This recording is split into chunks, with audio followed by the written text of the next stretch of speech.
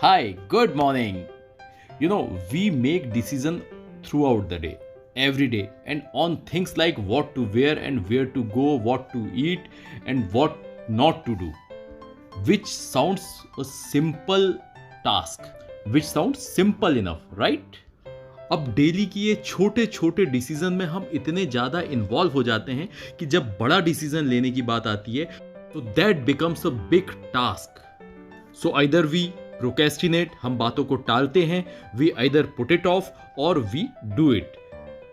सो fast decision making की जो practice है वो हमें करना बहुत ज़रूरी रहता है. तो जो छोटे छोटे टास्क होते हैं जिन्हें हम एकदम फास्ट डिसीजन लेके कंप्लीट कर सकते हैं, जिसके लिए हम कभी सोचते भी नहीं है कि हम उसे फास्ट डिसीजन ले सकते हैं, उसकी हमें प्रैक्टिस करना चाहिए. It will not only save your time, but it will give you the sense of accomplishment, and ultimately the happy hormone will get released, and that will help in your goal of looking 10 years younger than your present age. So anti-aging और reverse aging effect के लिए these kind of happy hormones जो है ये हमें जहाँ से भी जिस भी तरीके से हम इन्हें रिलीज कर सकते हैं, हमें इन्हें करवाना चाहिए. तो छोटी छोटी टास्क को कंप्लीट करके जो सेंस ऑफ अकम्पलिशमेंट आता है, so that is our uncountable gain.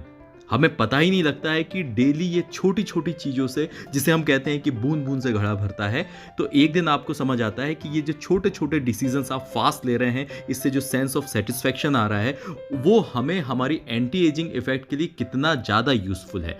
So from today onwards start taking decision fast and enjoy the benefit of happy hormones released in your body.